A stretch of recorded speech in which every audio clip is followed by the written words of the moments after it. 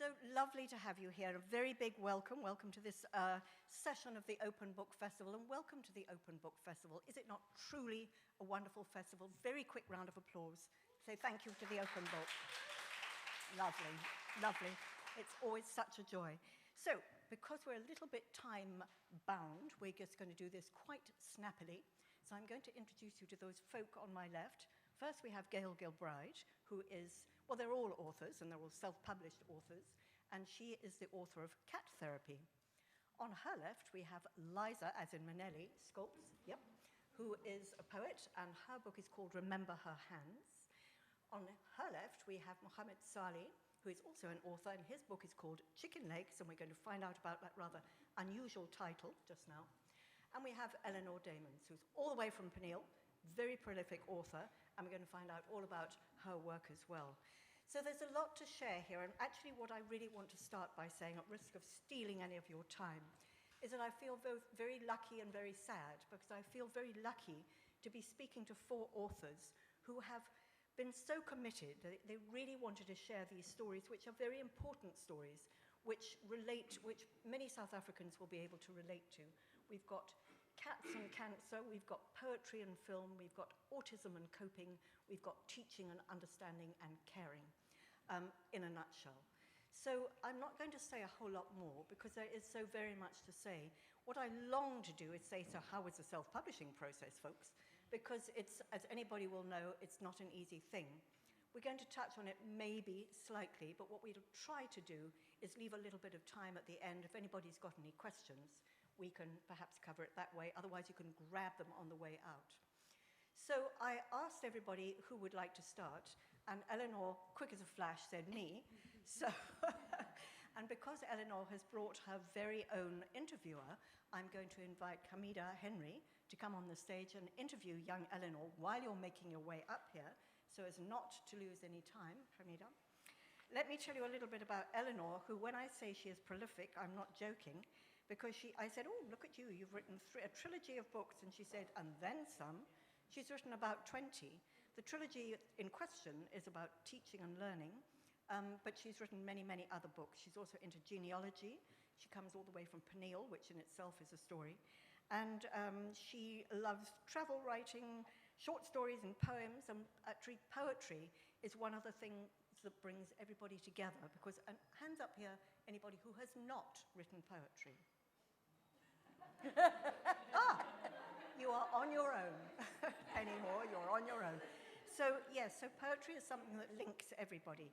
So Eleanor, you are a river that runs very deep. You have many, many stories. But I'm going to over to Hamida to find out all about your work.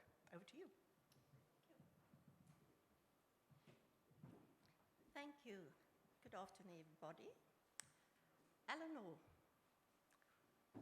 teacher stories. Why? Good afternoon, everybody.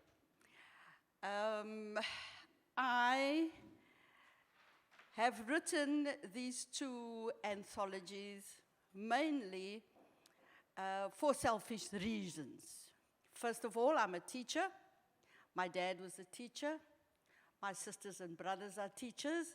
And so what other topic could I have, than teaching? And I've taught for many years all over the world and also in South Africa. But when, the days of age grew little, or maybe few, or maybe too many, I decided to go on holiday. And when I went on holiday, I wrote down my story. But way before I went on holiday and thought of retirement, my dad came to me to visit every time. Now, my dad is her dad too. Can you see the semblance? She's my younger sister.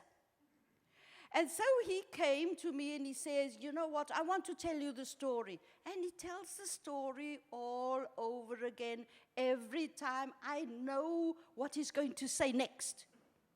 And so he began to go into Alzheimer's, and I said, Dad, I've had enough of this. Could you write down your story? And he wrote down his story. But when I retired, I wasn't thinking of him. I was thinking, how could I write my story? And then I looked for 11 other women to tell their stories with me. So it's nice and comfortable, you know. I'm not going to be the center of attraction. I can capture their stories, yes, but I want to put them in a book. And that's why we came up with a book. And Hamida's story is also in here. 12, the 12 wise women, writing the story of their teaching careers. And what's amazing about that book is that it starts in 1945 when the oldest teacher was trained here in Cape Town at Zonneblom. And it runs up to CPUT teachers that were still teaching. So you can see it's many years, and in total, it's over 400 years of South African teaching by women. So it's maybe teaching, yes, but it's also history.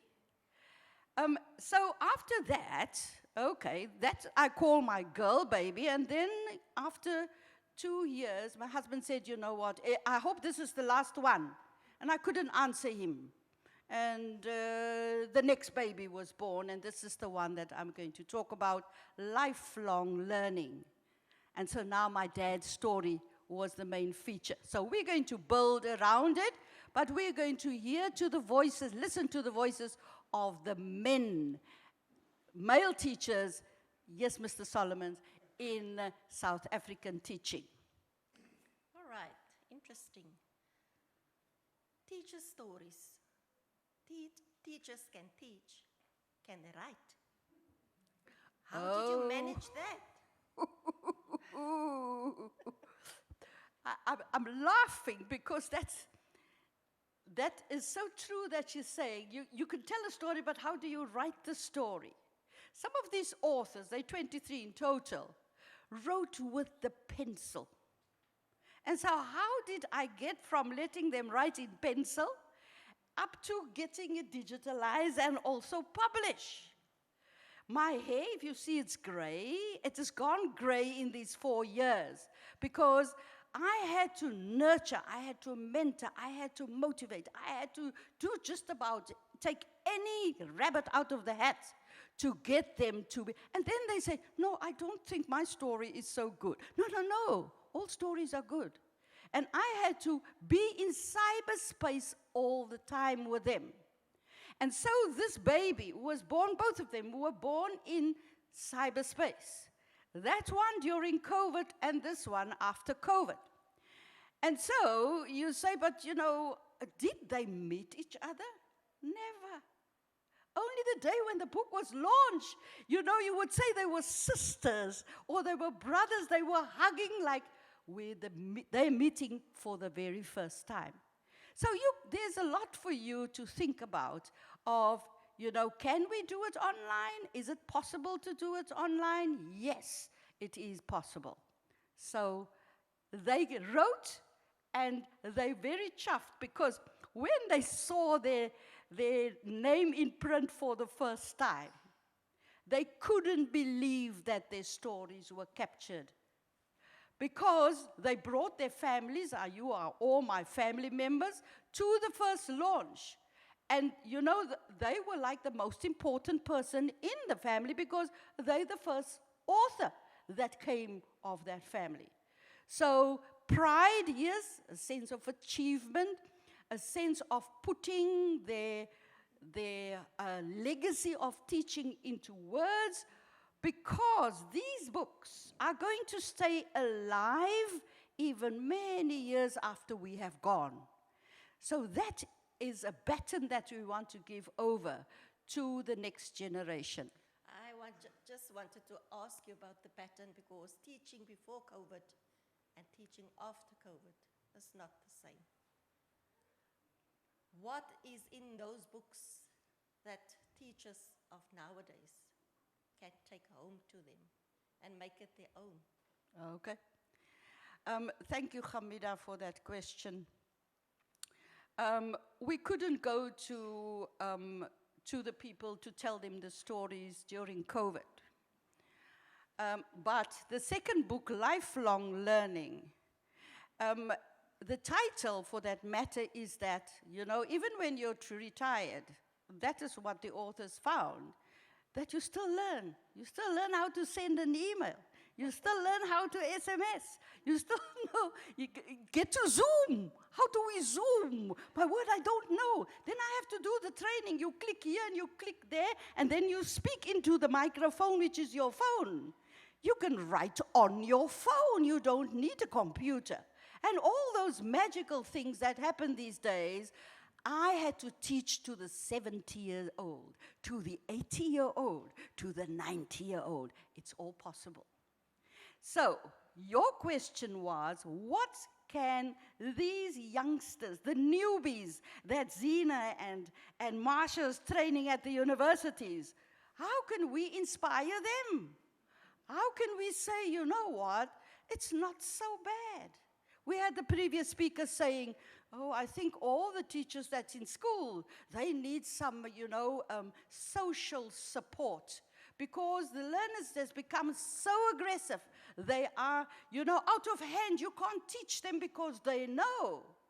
And what do we know as old folk about, cyberspace and all these new tricks that computers can do? We don't know that. So we should not stay behind. We should rush to do the things that is modern, that we are able to do. Because you can't teach an old dog new tricks, but these old dogs, they jump the hoops so merrily that they could produce these books. It's all possible. So the youngsters, we had to go and visit. We visited 5 schools. And we were there with our gray hair and our wrinkles, and the youngsters were sitting in the audience, and they could poke us full of holes with questions. But how do you do this? And we gave these books away. Is anybody here with a lot of money?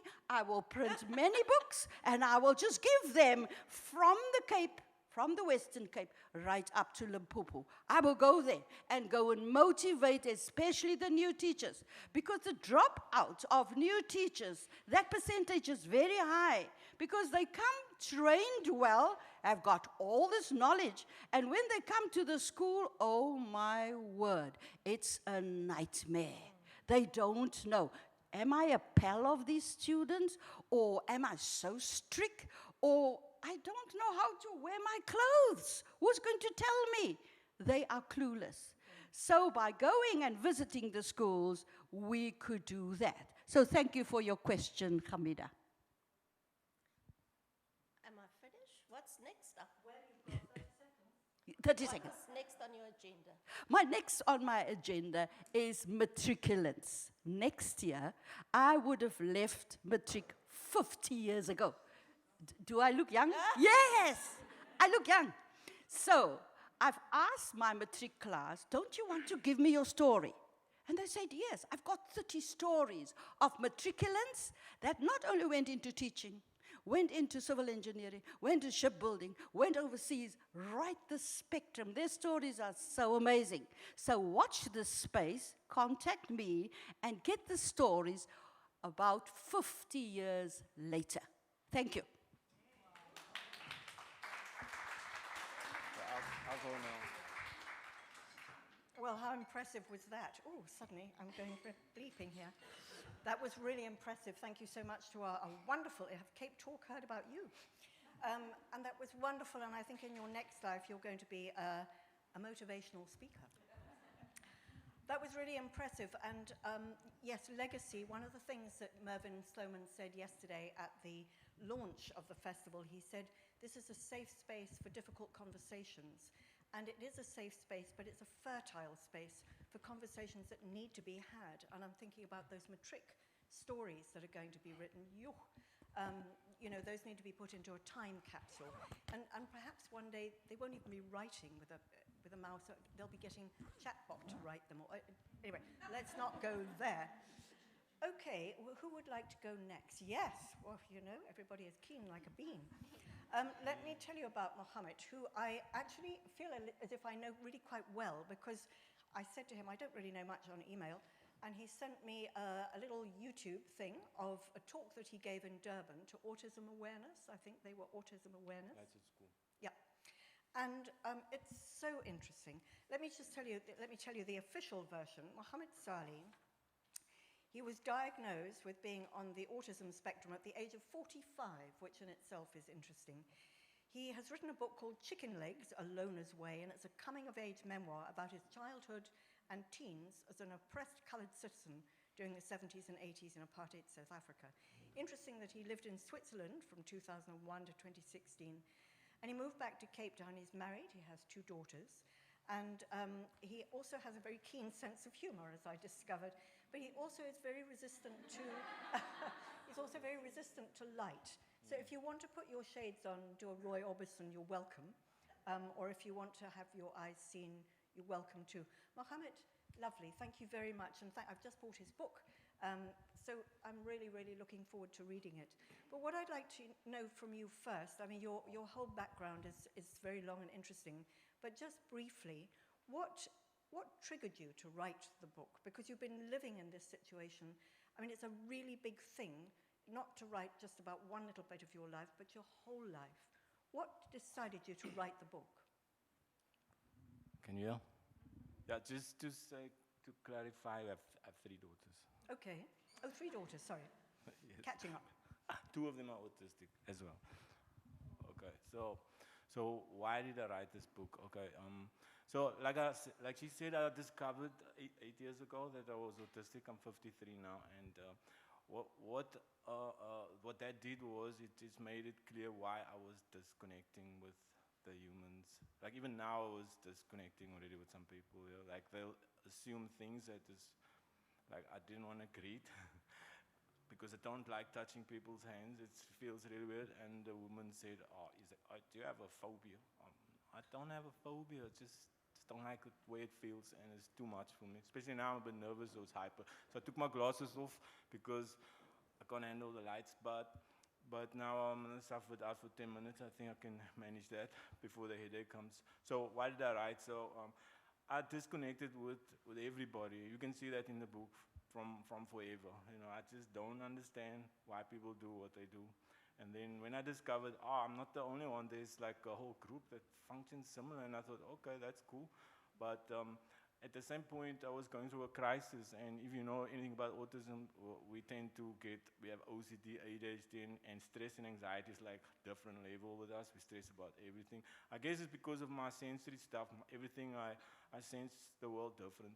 You know, it's like sometimes it's hyper, sometimes it's not, and it's totally random, and I never know when it is. So when I go through panic, I need to fix things because we function logically. So to me, I need to find solutions, and I was going through a bad period, and I knew from a kid that I'm not going to be in a social group. I'm not going to have people that's going to take care of me. Nobody's going to want to be around me too long. I knew from a kid I need to take care of myself, and I need to fix that. So when I went through this crisis, which was like I have a neck problem, also some medical thing, and I can't work properly like I used to. So I don't know if she didn't mention, but I'm an electrical engineer, and I've worked in many countries for 20 years, and like in Europe everywhere. So, but the point is, this disease that I got, I couldn't work anymore, and so I panicked, and I didn't know how to fix it. At that point, I didn't really know I was autistic, and so when I went to psychiatry and whoever to help me with that, because I'm in South Africa, they're called boarded.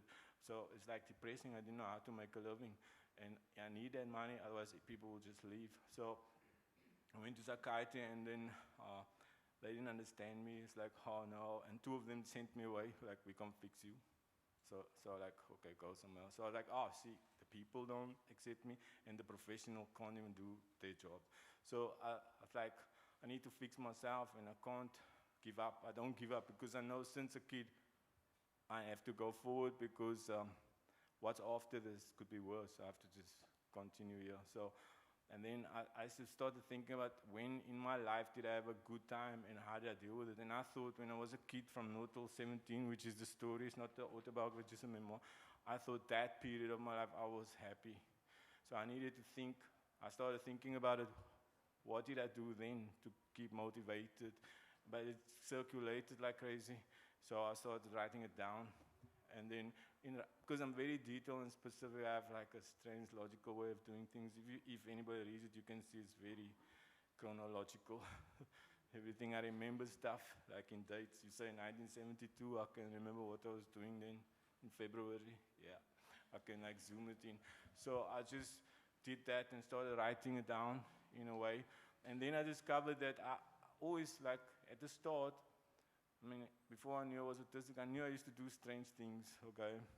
If you want to find those strange things, you can read the book. When I was a kid, I never seen other kids do some of those things, you know. And I thought I must write it down for my daughters, you know, the stuff I used to do. So as I started writing my story, I thought it was going to be my good years, but it turned out to be a loner's way, because I found that I was quite a lone ranger. And I thought, okay, I'm going to write all my stories down for my children, because firstly, they were not born in South Africa, so I lived in Europe, so they didn't know South Africa's culture, me, how it functions. So I thought that's a good thing. It was, for me, it was an experiment to see if I can write, because I had no urge to be a writer. So I did that, and I figured out more or less what kept me going as a kid. And simple as this, that in life, I was always like excluded. Oh, you can't play with us because you're like loony. You're standing there with your hands in your pocket. Don't you greet? You know, like, yeah. So I knew I was excluded. I had to find my own way to play games. So what I did was, when the outside world, you have the inside world, my mind is nonstop. So when the outside world is like excluding you, rejecting you, putting you in strange places, I used to just go and do something for myself. Like when I was 5, that's in there, I decided I'm going to learn how to tie my shoelaces. So once I accomplished that, I thought, wow, I did something cool. I get the endorphin rush, all that stuff, happy hormones coming, and I felt great. So I discovered that whenever the world was stopping me, I just did something. So now what I do now is I just keep busy. If I'm going in a zone, I'm spiraling down the mountain, I just do something. And I need to be active, so also I'm a black belt in Brazilian Jiu-Jitsu. I teach MMA and all that kind of fighting stuff, so I need to be active. So that's what just happened. So I didn't write it for people to know my story. Yes, for my daughters, okay. And I just wanted to let it all out in a way, to find out where I was. But what happened was, some people in the autistic community have read it and have said, wow, this is my son, this is my daughter, or my husband is just like that. You explained everything. Can I stop you there? Because Okay. that's the point that I really think is really interesting. You were only diagnosed as being on the spectrum, because, you know, when you said your daughters are autistic. Could you stop me? I can talk. Okay. I get carried away. You know, when people heard that your daughters were autistic, they go, oh. And I think the thing about autism is that it's very misunderstood. There's a lot of mystery about it. It's not this, it's that, and that. And you were only diagnosed at the age of 45. Can we sort of wind back the clock a bit? At what point, it's many questions here, but what caused your diagnosis? What was the point at which you went and somebody said, okay, this is you? Okay, so as I said before, we get meltdowns. Autistic kids, they go crazy. Stuff overwhelm them, sensory, whatever, social, they go crazy. So my meltdown was my crisis when I got boarded. And before that, but I was always strange. My wife picked it up. Oh, he's a strange guy, you know. Like the stuff he says, even last week she says she can't tell she don't think I'm a bad guy, but what I've done for sure is I've hurt everybody in her family all the time. And I don't even know. Not intentionally. Yeah, I don't know. I just say and do things.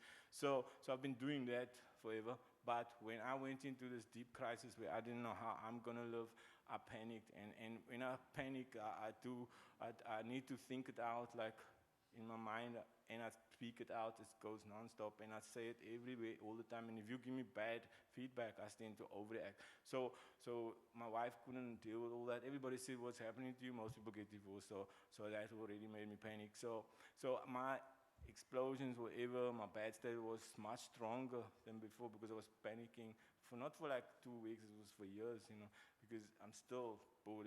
So my wife eventually, you know, she did try what's with him and all this. So she watched the movie once, make a short documentary.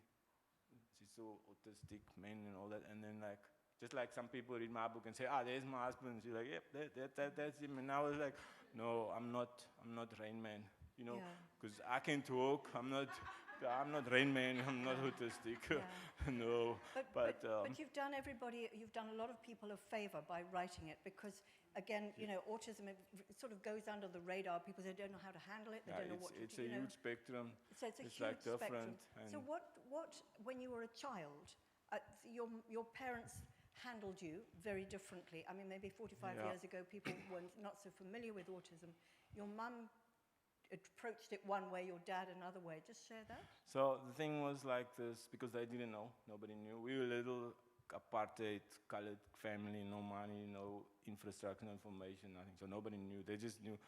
My mother just noticed my tantrums or my moods or my stuff was much more extreme than the other kids. So she needed to do different things to keep me in a direction. So my brother, he says, what happened was like I used to go into zones. So I can calm down if I touch some sort of my senses, if I touch like smooth skin and that, and I would grab my mouth and rub and calm down. But you couldn't always do that. And my other senses like eating. So if I ate stuff that I really liked, it could also, be an sensory thing happening and it could calm me down. So I used to be the only kid in our family that used to get Smarties and Flings more. But I didn't know this. To me, it's just, I didn't realize I'm going crazy. I just like, I'm a bit irritated now, so here comes Flings, let's eat, okay. Yeah. Well, just lastly, because we have to find out about the title. No, you're wonderful. It's a stream of consciousness. We have to find out about chicken legs, because it's such a good story. So tell us why it's called chicken legs. Okay, so at 4 years old, my cousin accidentally threw petrol, benzene he was making a fire, and then he had a can and it was petrol, and he threw it on the fire and it flamed, and he threw it on my legs. So my pants, I had a corduroy pants on, burnt, and it melted into my skin and everything. I could have been dead. My brother luckily rolled me. That's in the book. So I couldn't walk for about a year. It was like really bad. The ligaments all shrank up, scars remained. But after the bandage and all that stuff came off, there was bad scars. So I was 5, 6 years old, so I went outside to play, and kids in the road used to say, oh, look at that chicken legs, burnt legs. Oh, you can play with us, you look like a leprechaun or something. So they used to be very nasty. Not everybody, but quite a few were, and excluded me for that. And I thought, you can exclude me, you can do all that stuff, but I'm going to let that drive me. I'm going to become fit. I'm going to become clever. And once autistic people get the interest, we can get into that stuff. And lucky, I don't know who gave it to me, but I have a very logical mind, so I became electrical, so I was very good at school because I wanted to beat everybody. I knew how to stand alone, so that drove me. So I became like, you can read it in the book, clever in school. Even now I have a black belt in jiu-jitsu, I'm really good at that physically, so thank you. That's it. That's brilliant, yeah. And if you would, thank you, Mohammed, it's really good. And if you would like the longer version, if you contact him or me, we can give you the link to the whole piece, because it's really, really interesting. And as you say, other people will say, oh, but that's me, that's my kid, that's my son, that's my daughter. And it's really, really worth knowing. So thank you very much, and congratulations. And as you say, there's another book. And I think there's a lot more where that came from, as you heard. You can put them back on again. Now, are we going to arm wrestle to decide who's going to go? Liza's going to go. Okay, so you're taking the last spot. Okay, so Liza Minnelli, Liza Scholtz, who professes to be nervous. I want you to know she's an actress. How is an actress nervous? Anyway, so you're not going to be nervous anymore. You've got hair like that, you can't be nervous. But Liza, you like to combine poetry and film. You also you're a very visual person, so you like to combine words and pictures, which you've done. And I thought one of the things that you said, which I thought was just lovely, about the reason why you write poetry, and Liza's book is called Remember Her Hands. You say, Liza finds that viewing the world through the lens of poetry makes her more present to her surroundings and kinder to herself and to others. Isn't that nice? So let's find out a little bit about your kindness, but let's find out a little bit about you being an actress, film, all these different hats that you wear. Where does poetry fit into it all? Yeah, I think it all comes from the same space of expression. I'm nervous, but it's okay. You know, it's that pain of being perceived. But yeah, it's a good thing. We lean into it. Growing edge. It's a growing edge, you know. But I think it all comes from the same space. All forms of creativity. And for me, my poetry, I always say you write the medicine that you need. And so for me, that's where the poetry came from. It was spaces where I felt like I needed to express something, to release something. And then after a while, I just saw that, oh, it's actually, it's reflecting a journey, and this could be a collection. And so my Amy Lee Braff did the illustration, so it's an illustration poetry book, and it goes from mountains to dunes to water, and then there's a single figure that walks throughout all of the landscapes. And it took such a long time to figure out, like, what the illustrations would be. At first we had like a different character for each poem, and it was like this whole thing, but then we just simplified it to the wilderness. And the chapters go from, it's 3 chapters, and it is to breathe underwater, a river that meets itself, and oceanic in knowing. And the title is called Remember Her Hands, and it's an ode to my grandmother, because about 2 years ago, I was on my way to the Eastern Cape, actually to visit one of my friends that is here. And I was sitting at the window seat, and I was looking at the clouds, and I could sit at a window seat forever. Like, the plane doesn't even need to land if I'm watching clouds at a window seat.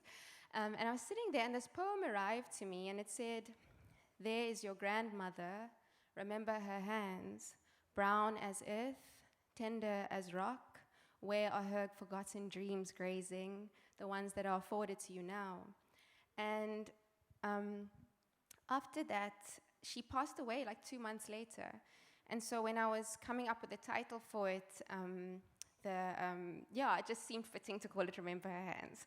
And hands for me, when I was young, when I was little, I was always hyper aware of hands. You know, your auntie's hands, your cousin's hands, but particularly my grandmother's hands. And maybe because you're short, so like the hands are there in your face. But, you know, they were always making something. They were always like writing in the newspaper, doing games, or like writing proposals. She was also a very musical woman, so she'd be playing the piano, she'd be doing recorders. And also these hands are the hands that fed you, you know, like every day. The first thing is like, did you eat when you get into the house? And so those are the hands that, the food that she made with those hands are the reason as to why I'm here today, you know? And so it's the hands that are connected to heart, which is connected to soul, which is connected to source, so it's Remember Her Hands. And yeah, so that is where the title comes from, and that's, the poetry exists within those landscapes.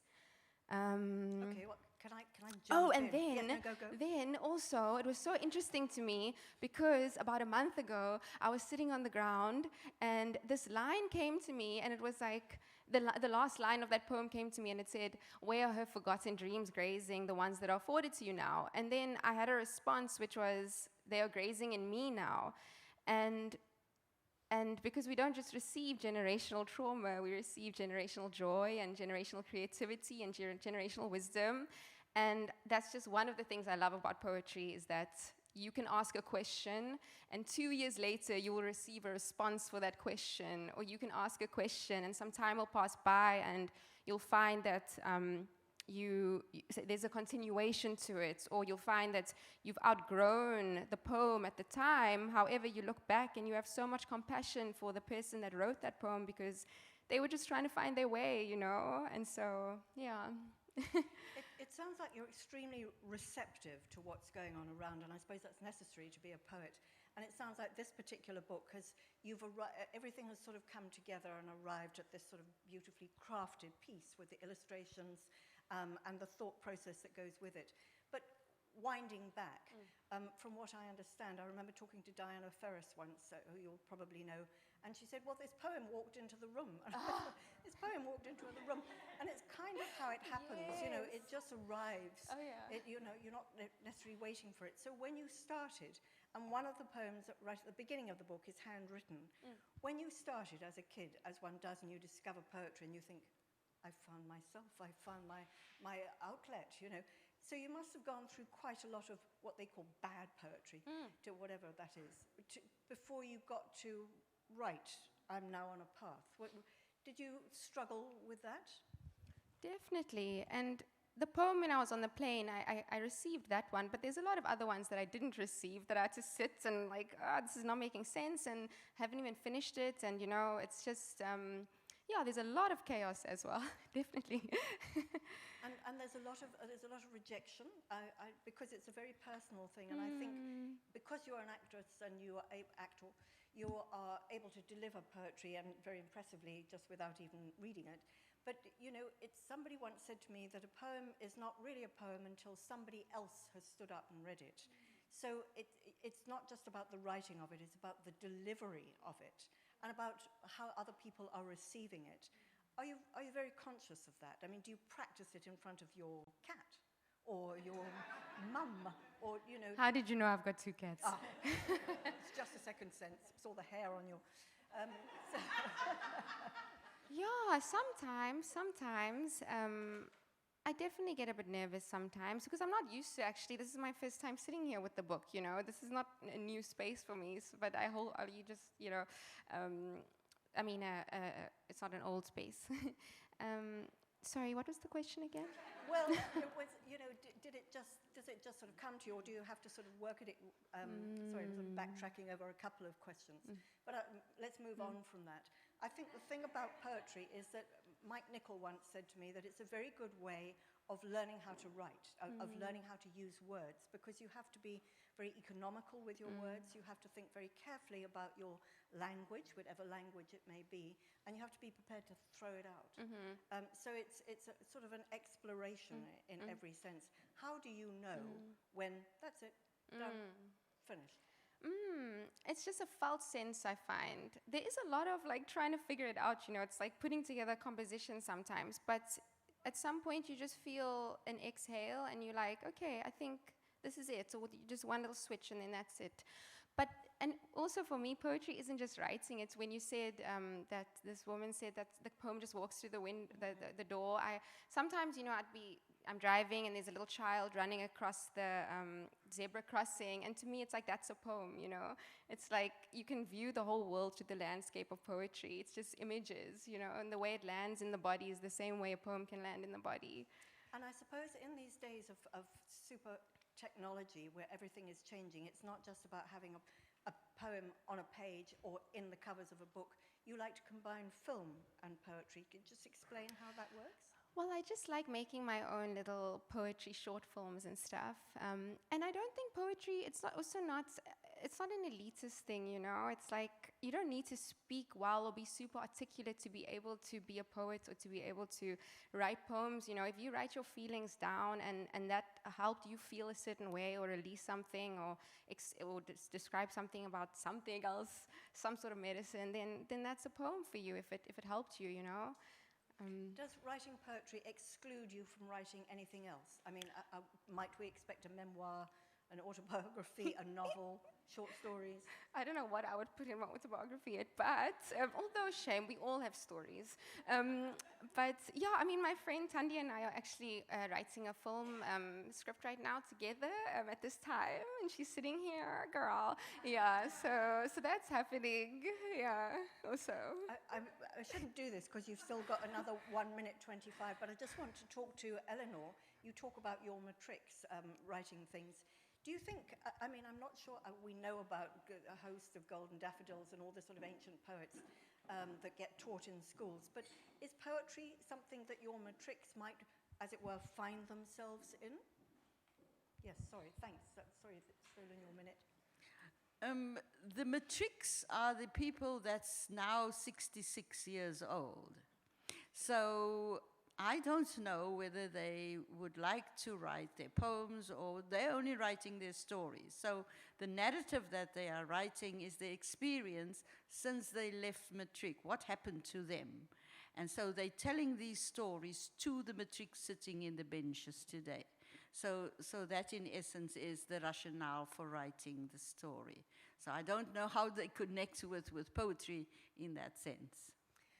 You know, it feels like poetry is the sort of the underside of the ticklish side of your foot, whereas ordinary writing or other writing is the top of your foot. And when the underside of your foot is You know, there's all sorts of things going on there. And as I say, it's something that brings everybody together because you have all written a bit of poetry. Liza, thank you so much. Thank you.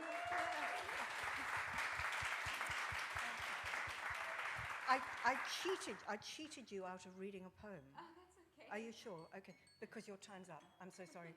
But if there's time afterwards, we'll try and squeeze one in. I'm so sorry. I'm very poor timekeeping. Gail, go for it. Okay, actually, no, don't. Let me tell you a little bit about Gail. She's a real girl's girl. She says, bless her heart, she was born in Pretoria, and she says she was a middle child, and despite playing with dinky toys, dinky cars in the dust, she developed a love for dolls, ballet, and all things pink. However, she's wearing blue. Interesting. She now lives in Hemel and Arda Valley with a human and furry family, swims, writes, gardens, dabbles in painting, and has a BA from Rhodes, postgraduate in teaching, and does all sorts of things. And her novel, Under the African Sun, was published back in 2016. Yes. And now, cat therapy. Cat therapy, those of you who have cats will understand cat therapy, but I think the cat in question was actually a feral ginger cat who just arrived. But the key is here is the word cancer. So do you want to take us on the cancerous journey with the feral cat? I will do so. Okay, so thank you for the question, Nancy. I didn't really mean to write this. I always say this is my unplanned memoir. I didn't mean to get cancer. Who does? So it really wasn't on my radar. But I started writing about my 13-month cancer journey in order to, and it happened at the same time as COVID, so double whammy for me, but in order to work out what was happening to me, to try and process it. And as I went along, I got picked up by Cape Talk, John Matham, and he had a series of interviews with me. And through that, people started contacting me. Other young women and other people on journeys started contacting me. And that made me rethink this, because by the time my journey was coming to the end, I was seeing the light at the end of the tunnel, I thought that perhaps this could be useful for other people. So it became something that I did for myself, and it developed into something I wanted to share. And if I could help anybody by publishing it, then I wanted to do that. So that's really how it came about. And Archie's part in the story is he was not my cat, he was my daughter's feral tomcat who ended up living with us. And he's still with us. And he was quite a naughty teenager when he arrived, not a cuddly cat at all, a real hunter, quite grumpy, scratches and bites even. Beautiful looking boy, but very arrogant and not your cuddly domestic cat. And when I was diagnosed with cancer, this what makes it so amazing. Archie changed completely. He went from feral Tom to a caring, healing creature who decided that I needed to be looked after. So he never really left my side. He stayed with me for the whole 13 months on my bed. He purred on my chest. He massaged me. He even got involved when the physiotherapist came. He wouldn't let her work on me. He was in between her hands and all over. And once he decided I was better, he changed character again. He's gone back to his naughty self, and people will want to meet him and see who Archie is, and he has no interest whatsoever in visitors. So that's how he came. And then really, when I was writing this, I decided to see the story through Archie's eyes, because I didn't want to write another doom and gloom and, depressing account. So I decided to write it through his perspective, really. So that's how he came into it. So it's a very different voice, or a very different purr, should I say. I was just reading in Dawn Garish's book about a cat called Chairman Meow. Just thought it was so clever. But it's interesting that you've written it through his voice, and I think you yourself have had, as a writer, a change of voice. because most writers, many writers, have a particular style and a voice that they use, and I think your voice has changed. Was writing through Archie's, well, let me ask the first part first. Was writing through Archie's worldview very different? Did it open up new avenues for you, a different way of writing, thinking? Yes, I think it did. I wrote this in the first person. I normally write in the third person, and I now Archie is the main character all the way through, and I think writing it as things were happening to me and seeing it through our cat's eyes, I somehow found I think my voice became almost more authentic, if I can say that. Not that it wasn't authentic before, but I was closer to what I was writing, and I wasn't pulling out. I was pulling out all the stops. I was writing it exactly the way it was. So, and yes, I think it changed my writing quite radically. My writing group says that to me too, because first of all, I was writing for myself to process what was going on, and it was very important to me to write very truthfully exactly what was happening, even though I was writing it lightheartedly. Yeah. So yes, I think it did change my voice a lot. You know, pet therapy is one of those things that is quite well recognized. I think, you know, kids who've gone off the rails are often encouraged to work with horses, and, you know, in old age homes and where children are sick, they bring in animals because it's an opportunity for love and affection with no words. But in this particular case, I suppose we're looking at two things. We're looking at Archie's therapy, but also, and this is very corny, but the therapeutic benefits of writing. Yes. And I'm sure that you've all felt that, the therapeutic benefit of actually sitting down and pouring it out, not necessarily because somebody else is going to read it, because you've just got the wretched stuff out of you and out there. Was that part of the journey? Yes, it was. And as you were asking me the question, I was thinking it was really therapeutic to write it. But I must say, people always, you know, when you're diagnosed with such a thing, with cancer, you never know how you're going to react at all. And my reaction, I think, took me by surprise anyway, is that I was just like, no ways. This is not happening. I don't get sick. First of all, I was in denial. I don't get sick. I'm this healthy girl. And then I was like, no, I'm not ready to throw in the towel just yet. I'm going to live to be 100. I'm going to die of an overdose of chocolate cake. And I found a determination I didn't know that I had.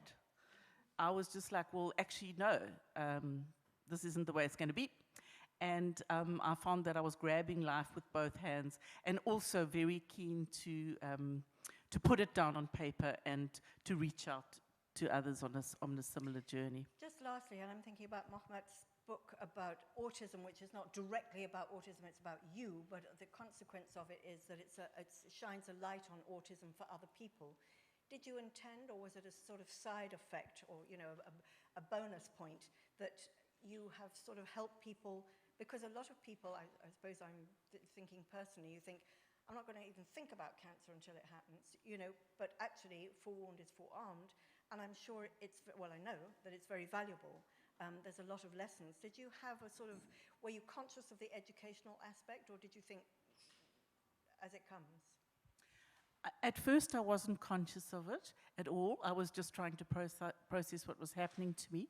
But when people started contacting me, I thought, you know, when I was sitting in the chemo room, I would have quite liked a small book to pick up and read. And when I did come across people, for example, my doctor and one of my nurses who'd had breast cancer and got through it successfully, I thought, well, that helped me, and perhaps I can be that person for others. Not necessarily only breast cancer, just a difficult journey. So it became part of it. I didn't set out to do that, but it became a part of it, yes. Without wishing to put anything sort of, you know, land you with anything extra, I'm thinking about Eleanor having encouraged these teachers to write their story. Might you encourage, I'm not suggesting you give workshops, but might you encourage other people to write down their, as it were, cancer journey? Definitely. I don't know if it works. Well, for me, writing something down often clarifies what I'm really thinking about it. Sometimes I can't, I can write better than I speak, and I can't quite work out how I'm feeling about something. But if I write it down, I can. And I think it's a fantastic tool. Yeah. And especially if you're journaling it as you're going through something really difficult, I think it's an untapped helpful tool for people.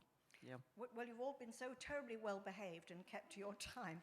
So we've got 8 seconds, but we've also, but we've got 8 minutes, which is a complete bonus, because I'm sure a lot of people here are thinking I might consider self-publishing, because you know, the first hurdle is to write the goddamn book, because you know, it's a real thing to write a book. It's another thing to get it published and all those things. But first, one's got to get the courage, the time, and the energy and the commitment to write the book.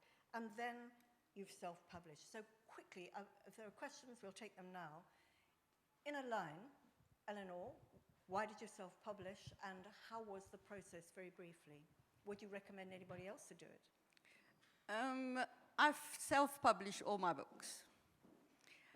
So I have been through highs, I've been through lows, I've been without money, I've had money, and up to the minute I only have these 2 books.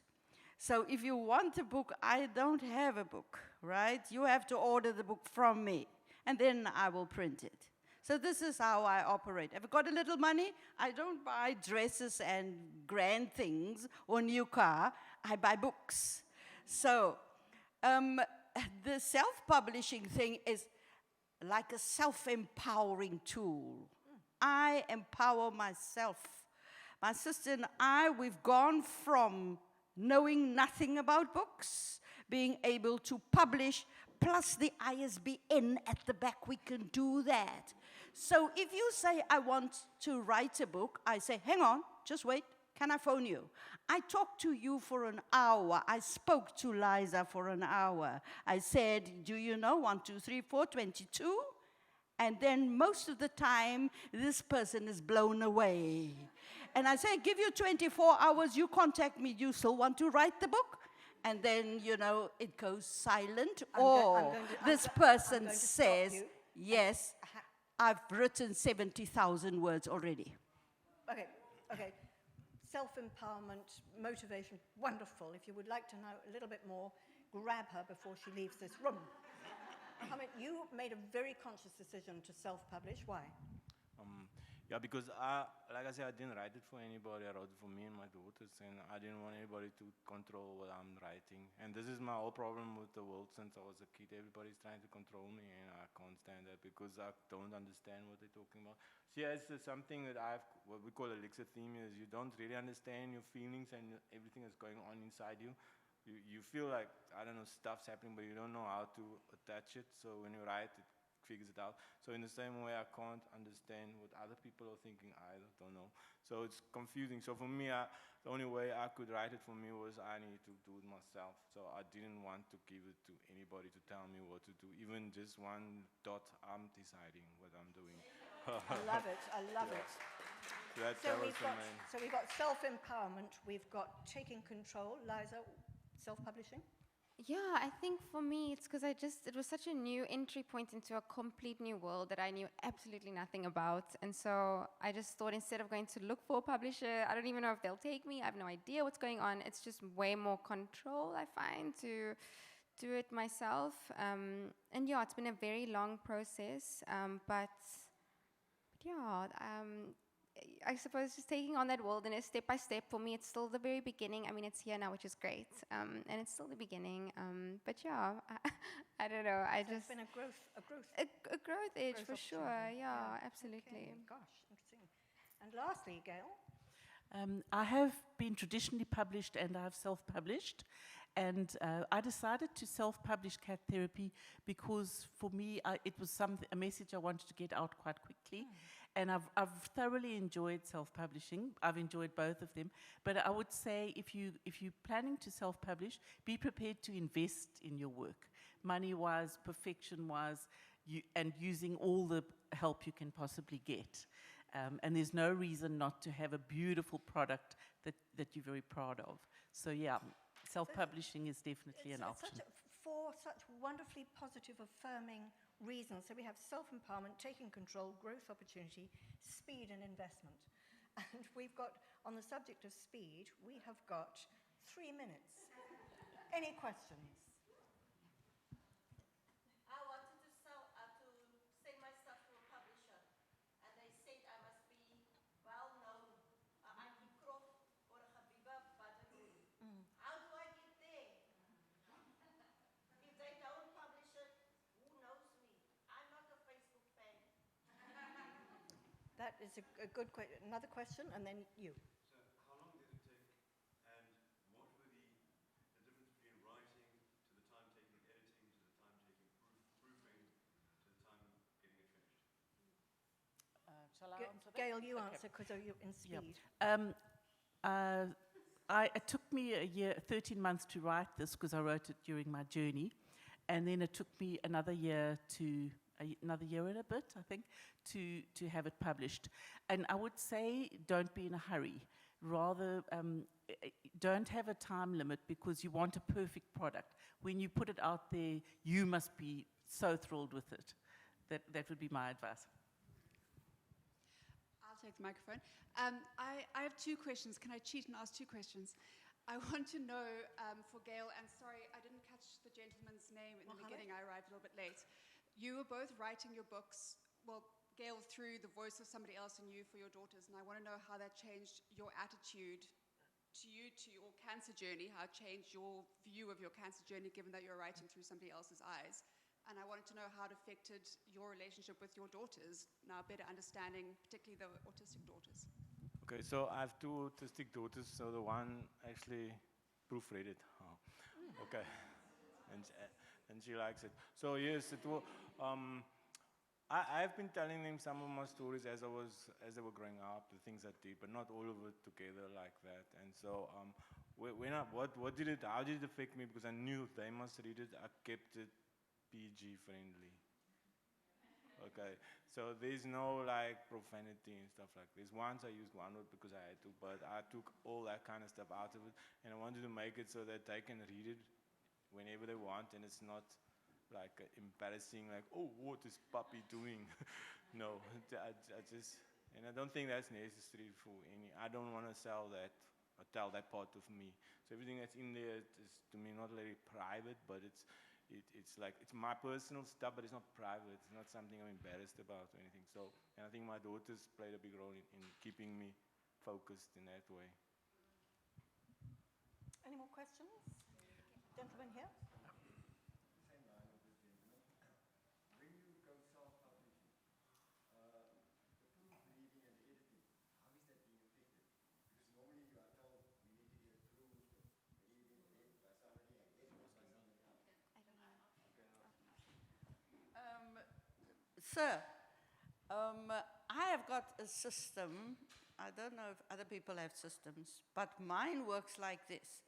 I've got an in-house and an out-house system. The in-house system is all my friends and family. I know a teacher, I know a principal, I know an English, major, that I have been friendly with, so these are my people that's not going to charge me, right? This is the for free team. Then I've got the outhouse. The outhouse are the experts.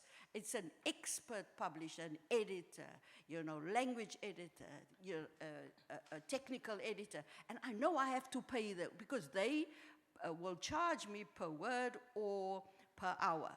So I've got these 2 sets. So once my written work has gone through the first, the in-house, then I know it's 50% ready, and then the outhouse won't charge me that much. Last question. Can we have a list of the publishers so that we can know who's the cheapest? I think that might require a little bit of... Yeah, printers. That's a little bit of Google. Okay, I think... is there a hand going up there, or are you just scratching your head? Yeah. Very last question.